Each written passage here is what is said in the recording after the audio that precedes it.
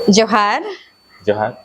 तो आज मेरे साथ एक युवा साथी हैं और आप लोग परिचित हैं बहुत कोई, क्योंकि काफ़ी एक्टिवली पार्टिसिपेट करते हैं बहुत सारी चीज़ों में। और हमारे साथ जो है उनका परिचय है, ये अजय जी हैं और ठेठी टांगर से जिला परिषद हैं।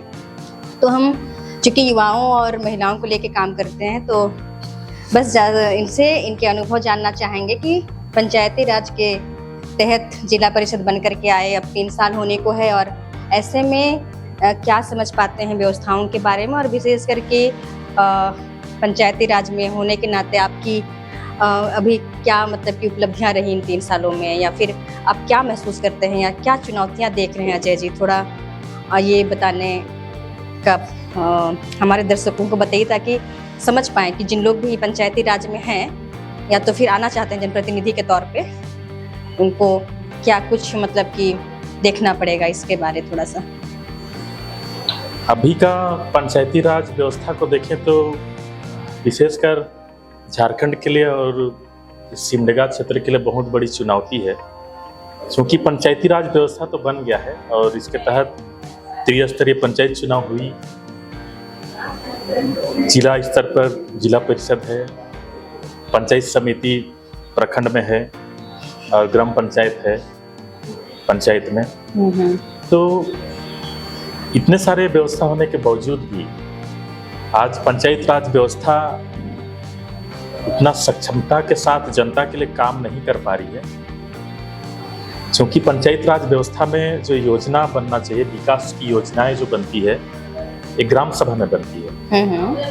लेकिन अभी नाम मात्र के लिए ग्राम सभा होती है और ब्यूरोक्रेट्स वहां पर हावी है, अपने हिसाब से योजना बनाते हैं। दूसरा चीज जो जिला परिषद स्तर की बातें हैं, यहाँ पर बहुत सारे विकास योजनाएं जो जिला में चलती है, जिला में चलने वाले सभी विकास योजनाओं का निरीक्षण करना, उनका देखरेख करना जिला परिषद के यहाँ है।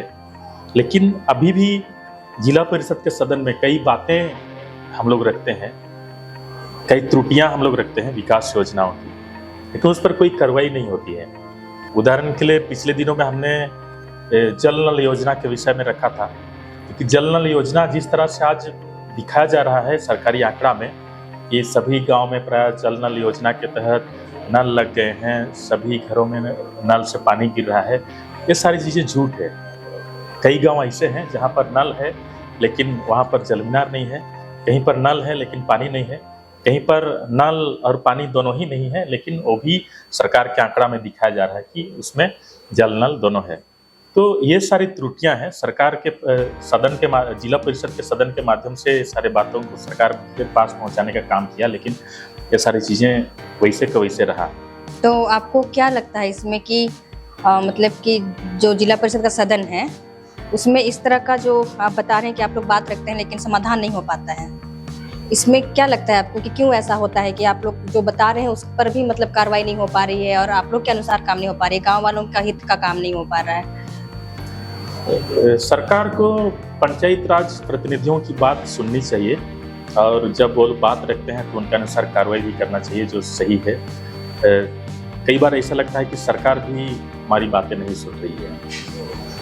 अच्छा, अब जैसे यहाँ आप बहुत ही कम उम्र के युवा साथी हैं, तो हम ये जानना चाहेंगे कि इसके बाद आपको क्या लगता है कि क्या करना चाहिए, क्योंकि जिला परिषद में आने के बाद भी आप बोल रहे हैं कि उस तरह से नहीं कर पा रहे हैं, तो क्या लगता है कि समाज के युवाओं को क्या करना चाहिए, क्योंकि आप युवाओं का प्रतिनिधित्व करते हैं और सचमुच काफ़ी काम करते हैं, लोकतंत्र बचाओ अभियान से जुड़े हैं और लगातार लोकतांत्रिक मुद्दों को लेकर के अवेयरनेस फैला रहे हैं, तो ऐसे में समुदाय को क्या करना चाहिए जिससे कि इन सब चीज़ों पर बल मिले? आपको क्या लगता है इसका सोल्यूशन क्या हो सकता है?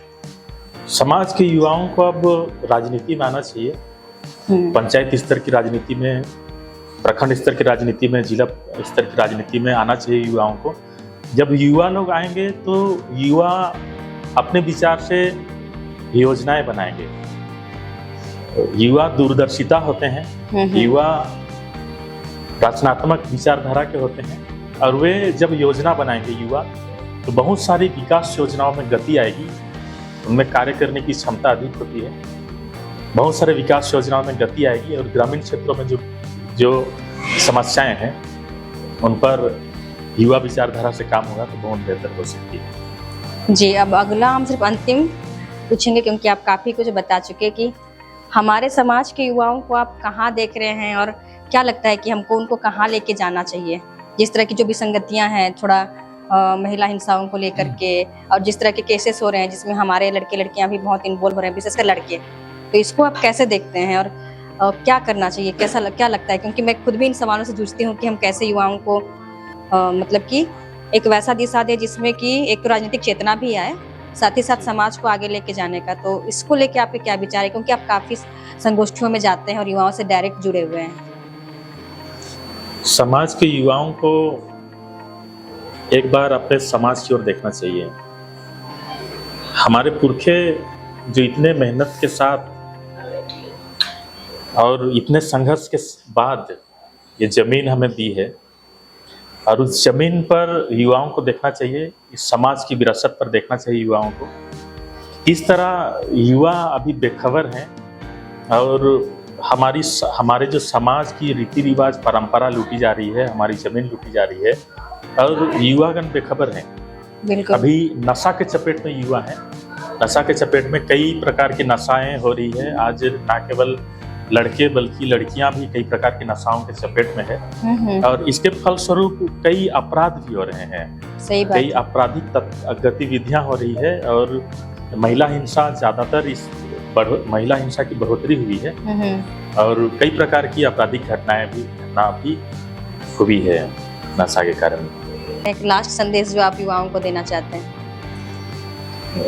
पहला तो समाज एक कदम उठाए सामाजिक जागरूकता के लिए, जिसमें एक परिवार की भी जागरूकता जरूरी है। और जब परिवार जागरूक होंगे तो धीरे धीरे बच्चे भी जागरूक होंगे और धीरे धीरे युवा भी जागरूक होंगे। तो सबसे पहले समाज को एक कदम उठाना होगा ये सामाजिक जागरूकता के लिए, सामाजिक चेतना के लिए। उसके बाद युवाओं को इस सामाजिक जागरूकता, सामाजिक कार्यक्रम में युवाओं को जोड़ना होगा। अभी कई कार्यक्रम जो हुए युवाओं के लिए, जैसे जेवियर कॉलेज में सांस्कृतिक कार्यक्रम हुआ, अन्य जगह सांस्कृतिक कार्यक्रम सब हो रही है, युवाओं का रुझान काफी देखने को मिल रहा है। तो इसी प्रकार समाज भी एक कदम उठाए, एक पहल करे, युवाओं को किस तरह से मंच दे सकते हैं, युवाओं को किस तरह से हम अपने समाज में माहौल दे सकते हैं अच्छे विचारधारा के साथ जुड़ने के लिए, अच्छी विचारधारा के साथ आगे बढ़ने के लिए। हम विश्वास करते हैं निश्चित रूप से युवा सही विचारधारा, सही रास्ता में आएंगे। समाज को एक पहल करना होगा। तो हम लोग अजय जी से मुखातिब थे और ये शाम का समय है, काफ़ी दिनों से अजय जी से बात करने का था, क्योंकि हम खुद भी मतलब इनकी गतिविधियों को देखते रहते हैं। प्रशासन के साथ लगातार अजय जी डायलॉग करते रहते हैं और इस समय हम बैठे हैं फार्म रेस्टोरेंट में, जो सामटोली में ही है, हमारे घर के बिल्कुल नज़दीक और हमारे लोगों का है। तो आप सबको अच्छा लगा होगा, अजय जी से हमने आपका परिचय कराया, जिससे कि जो युवा आने वाले समय में पंचायती राज में आना चाहते हैं या फिर राजनीति के तरफ आकर के समाज को एक नई दिशा देना चाहते हैं, उन लोग जान सकें कि अजय जैसे युवा जो नेतृत्व में आ रहे हैं वो अच्छा काम कर रहे हैं और इसमें भी हम लोग समाज को डायरेक्शन दे सकते हैं। तो अजय जी बहुत शुक्रिया आपका बात करने के लिए, और ये बस मुलाकात कराना था, एक आइडियल दिखाना था लोगों को कि ऐसे भी युवा हैं जिन लोग बिना नशा पान और ये वो सब करके समाज के लिए कुछ करने के लिए, चुनौतीपूर्ण है, बिना पैसे का है ना, है जो चुनाव है इसमें कुछ वैसा बहुत पैसा नहीं है, बहुत अर्निंग नहीं है, लेकिन इसके बावजूद समाज को दिशा दे रहे हैं।